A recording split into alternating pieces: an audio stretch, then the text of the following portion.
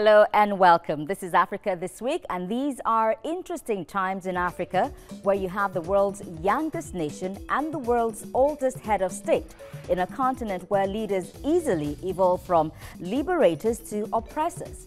Over the years, Africa has grown to become a continent where, amidst extensive resources and limitless potentials, poor leadership remains the bane of underdevelopment. This is Africa This Week, and I'm your guide, Fadishola Shutingwa. We start off the day with earlier in the week. Well,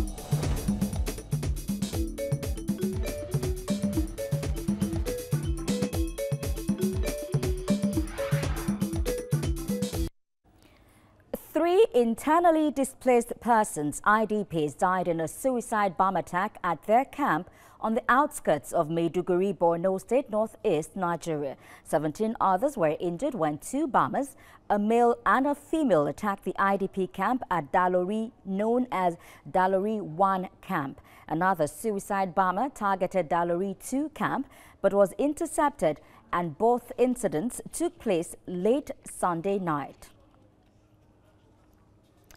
Kenyan opposition leader and presidential candidate Raila Odinga took part in a key television debate alone after President Uhuru Kenyatta failed to turn up.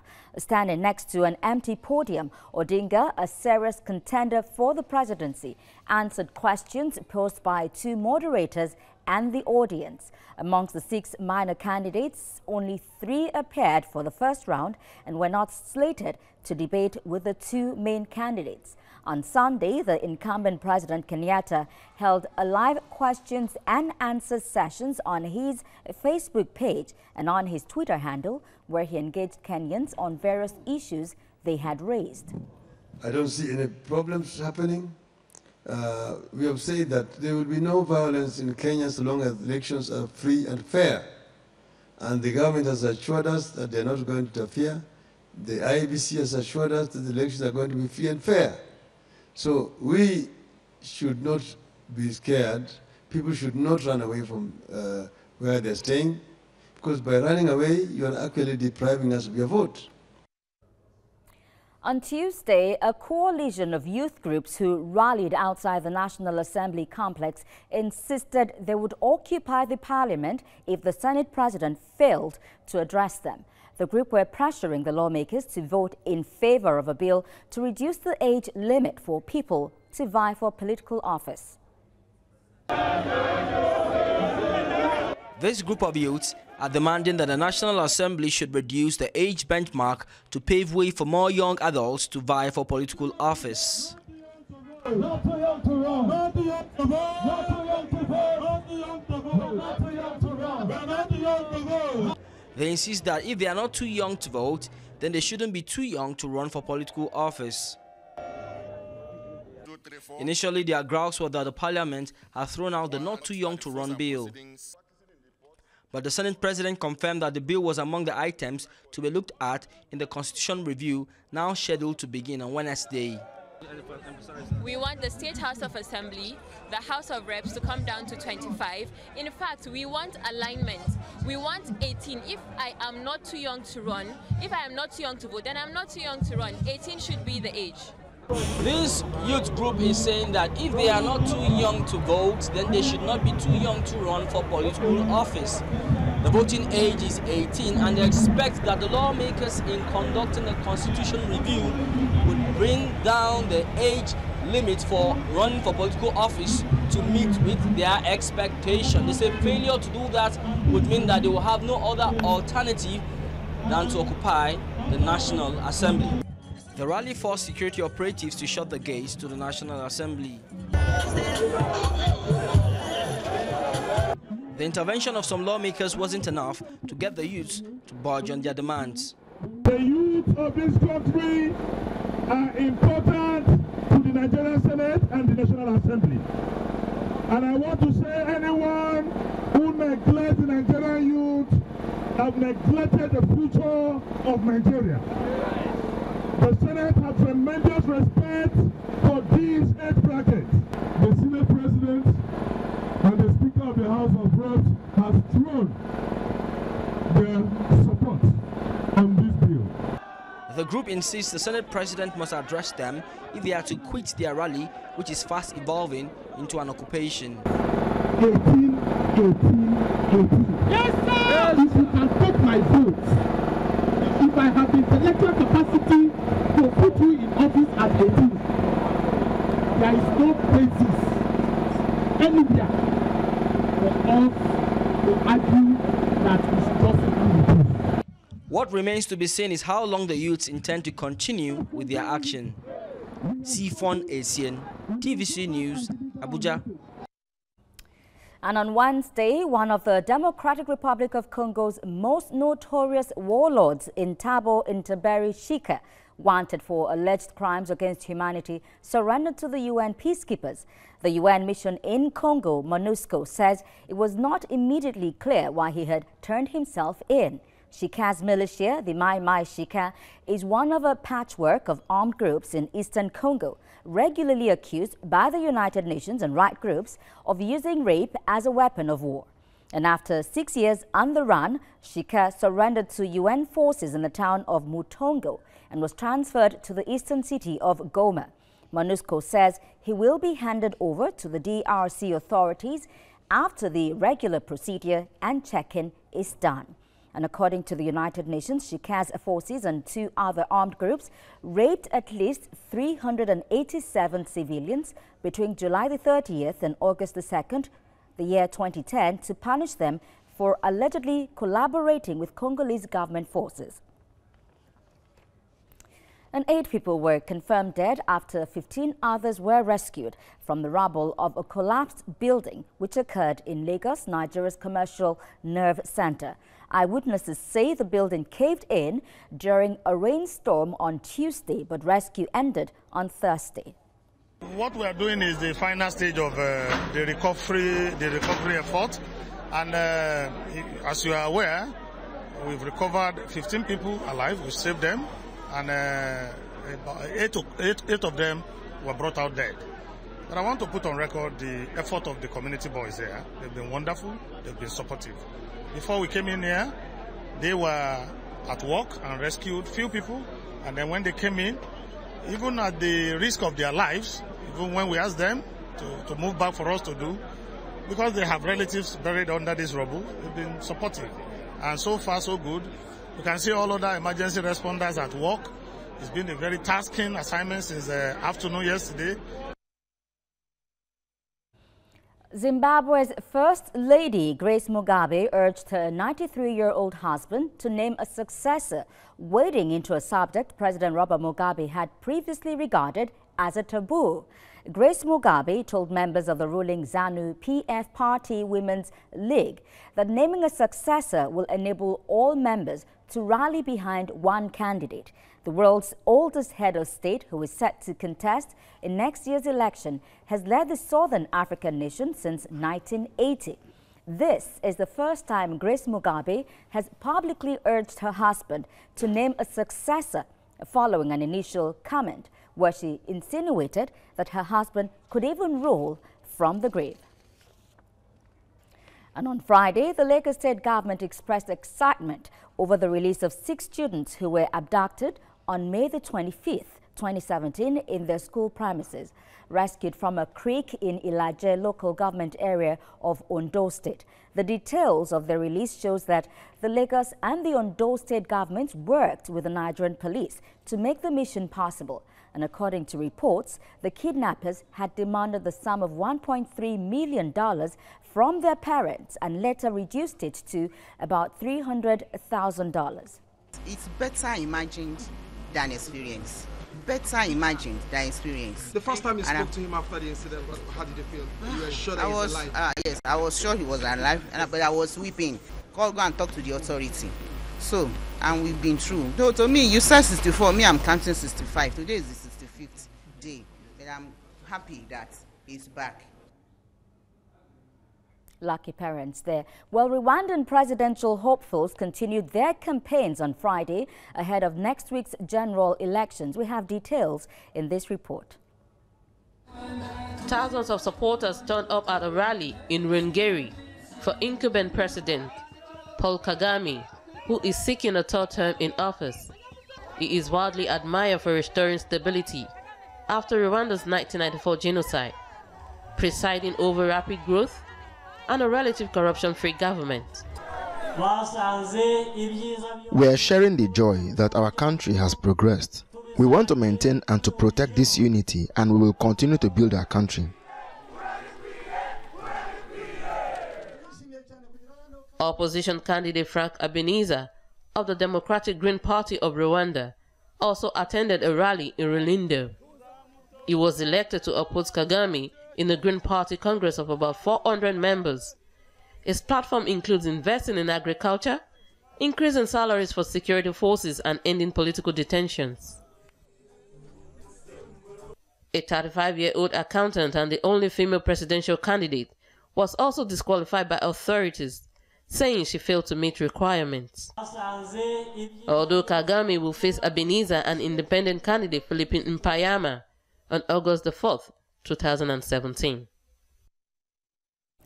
And with that, we have come to the end of Earlier in the Week. Up next is Digging Deep, and that will be after the break. To stay with us.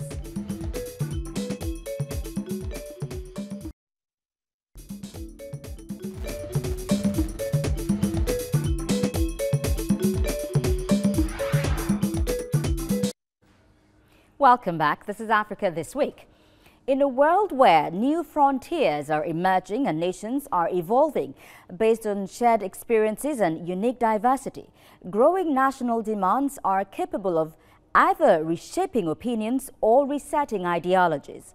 Nigeria finds itself at crossroads where national restructuring has grown to become a buzzword, with constitutional review coming as the latest big political process in recent days. Joining me in the studio to dig deep on Africa This Week is Inibe Effiong, a lawyer and political analyst. Welcome to the program. Thank you for having me. Well, very quickly now, how important do we need a constitutional review at this moment of our political history? Well, as long as Nigeria remains a country and heterogeneous society, with diverse background, diverse people, and divergent views, there is no way we can have a static process. That is why we have seen the agitation over time for the restructuring of the country, politically, and even economic restructuring. So the clamor for changes in the system of government in the country is not out of place. Because if the prevailing system is not workable, is not effective, it is important for the National Assembly to take steps to amend the Constitution to bring it in line with the present reality. Well, talking about amending the Constitution now, what are your thoughts and general perspective now on the recent bills passed by the National Assembly? I'm not too impressed by the attempts, the piecemeal attempts by the National Assembly to alter the Constitution. It is correct that they are acting within their constitutional powers, having regard to Section 9 and 8 of the Constitution, which of course allows them to alter the provisions of the Constitution when 2/3 of members in each house of the National Assembly accepts that provision of the Constitution should be altered or a new provision should be added thereto. However, if you look at the 33 bills that have been considered, unfortunately, most of the progressive bills could not scale through, either because they were rejected in both houses, or we had situations where some of the bills were passed by the Senate and rejected by the House of Representatives, or passed by the House and rejected by the Senate. For example, the Bill on Affirmative Action, which scaled through in the House of Reps but was rejected by the Senate, and also the bill to basically allow the president not to have a say in the alteration of the Constitution. While the Senate felt, well, let us take away the assent of the president in altering the Constitution. The House of Reps felt otherwise. But I have concern with some of the efforts the National Assembly has made. For example, when they say they want to confer immunity on themselves. I feel this is unnecessary because we already have an act of parliament, a law called the Legislative Houses Powers and Privileges Act, which has already catered for what the National Assembly is seeking to do. Under that law, members of the National Assembly are immune by Section 3 of that act. They are immune from civil and criminal proceedings in respect of comments they make in the chambers or during committee sitting. So there is already an immunity for members of the National Assembly. Why they seek to elevate this to a constitutional matter is what I cannot understand. And I also feel that it was unfortunate that the National Assembly had to reject the bill on devolution of power. That is largely because there is this misconception on what devolution of power, which some persons call restructuring, means. Essentially what some of us are saying is that you cannot have 68 items in the exclusive list under Part 1 of the second schedule to the Constitution.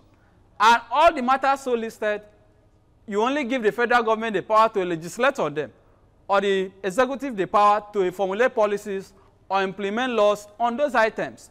That it is important to devolve power to the states, in line with Section 2, subsection 2 of the Constitution, which states that Nigeria shall be a federation consisting of states and the Federal Capital Territory. So it was important for the National Assembly to act in the interest of the country. But unfortunately, we had a situation where the Deputy Senate President said on national TV that his colleagues from the North fell cold with the idea of devolution of power. I had thought that this shouldn't be an argument that should be determined on the basis of ethnicity, but on the basis of what is good for Nigeria as a country. The best interest exactly. of Nigerians. Why can't Lagos State government, like I keep saying, be able to have prisons, establish prisons, and run them? Why should Kirikiri prison or Ikoyi prison be owned by the federal government when majority of the inmates who are there because of laws enacted by the Lagos State House of Assembly? And the federal government does not even have the capacity to maintain them. So when we say restructuring, we are saying take some of these responsibilities to the states. But of course, some people feel, well, it's all about resource control. So they don't want to entertain it. There are also other areas that I felt, well, that looks good. For example, independent candidacy. I cannot understand why Section 220 of the Constitution should have been inserted to disqualify persons from contesting elections except on the platform of a political party. So that is a welcome development. Oh, indeed. And of course, the age bracket. Independent candidacy. Yes, it is now possible. I hope that it will scale through in the Houses of Assembly, because though the Senate and the House of Reps have agreed on some of these bills, at least 24 Houses of Assembly, 2/3, must accept each of these bills. Okay. And the President must assent to them. So I also appreciate what is called the not too young to run bill. It is an absurdity that we have a constitution in Nigeria, Section 131, that says if I am not 40 years, I cannot be the president of Nigeria. Even if supposing I have the intellectual capacity. Well, that has been reduced to be the president. Why should I have to wait to like get to 40? That has been reduced to 35. It is still not enough. It is still not enough. So that is good. It's a step in the right direction. We only hope that this will scale through, because I know that the battle is not won. We have seen situations where Houses of Assembly have even rejected their own autonomy. Indeed. The National Assembly gives autonomy to them, and they rejected it. So I don't know if this will scale through, even the issue of local government autonomy. All right. Look, you seem to be taking up all the questions before I even ask you. So let me go up now. The Senate voted in favor, right, of the local government autonomy, but gave a knock to the devolution of powers to the state government. What is your reaction to that? Local government autonomy, ordinarily, given the provisions of Section 7 of the Constitution, which states that a system of democratically elected local government council is hereby guaranteed and protected. One would have expected that, well, since the Constitution has already guaranteed democratically elected local government council, why should we be talking about autonomy? But yet, you have this issue of state joint local government accounts, whereby funds standing to the credit of local government councils in the federation goes to one account, the state government now determine how to share them. And we have seen over time that what do? When this money comes, the governors basically pocket this money, call the local government council, which in most states are appointed. They are caretaker committees, and just give them peanuts. I believe this is good. But I'm not too optimistic that it will scale through. I do not see the governors that we have in Nigeria allowing that process to scale through. All right, just like the issue of state INEC. Inibe, you're just something else. That's my next question, and I will ask it. What are your thoughts on state policing and INEC running local government elections in the country? Ordinarily, we shouldn't have only one we shouldn't have a centralized electoral system. The challenge is that governors have turned local government elections to a charade. It is always predictable that the party in power in a state will emerge victorious. The results are always known before the election. That is the wisdom of the National Assembly in saying, okay, what is really state independent electoral commissions? When really there is no independence, let us take this power to INEC at the center. On the basis of reality that we have experienced, I may be sympathetic to that. On state police, in principle, I believe states should be able to have their own police force. The challenge, however, is that are we going to have state police or state militia disguising themselves as state police? Because if you look at what governors in Nigeria are doing, even the federal police have been used as a tool to clamp down on political opponents. Imagine if some state governors were to have state police. Recently, we have the wife of a speaker of the House of Assembly who was said to have ordered security operatives attached to her to beat up FRSC officials. Imagine if we had state police and you have local government election.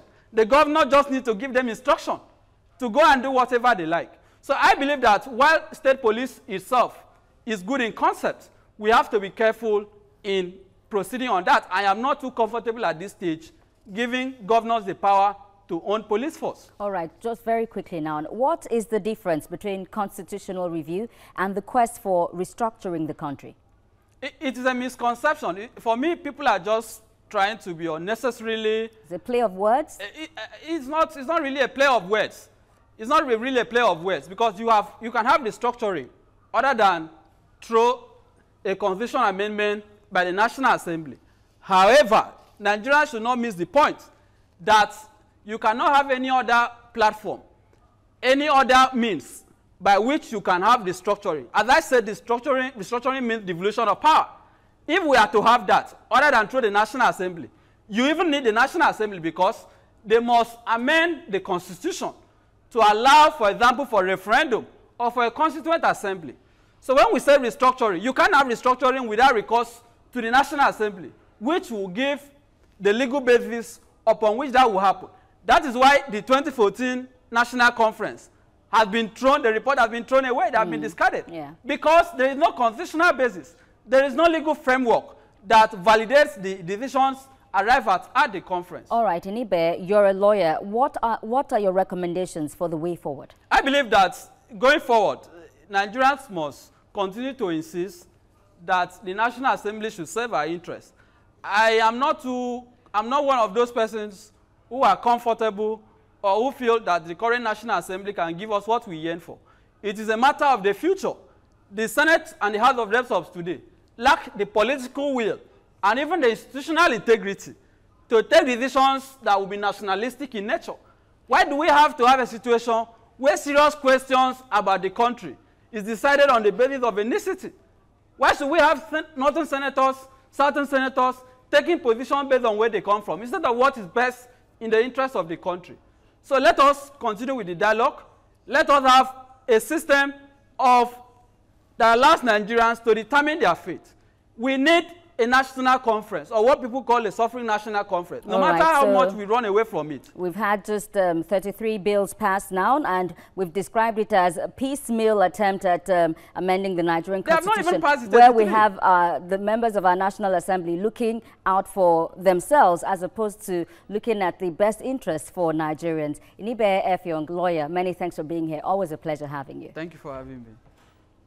Well, for a continent on the path of self-discovery at the pace of slow recovery, Africa is fast becoming a region where the heroes of the past continue to outshine the champions of today. Creating a sustainable future for generations unborn will require a paradigm shift where leaders know that the importance of governance is for prosperity and posterity. I have been your guide, Fadishola Shotingwa. Many thanks for watching, and bye for now.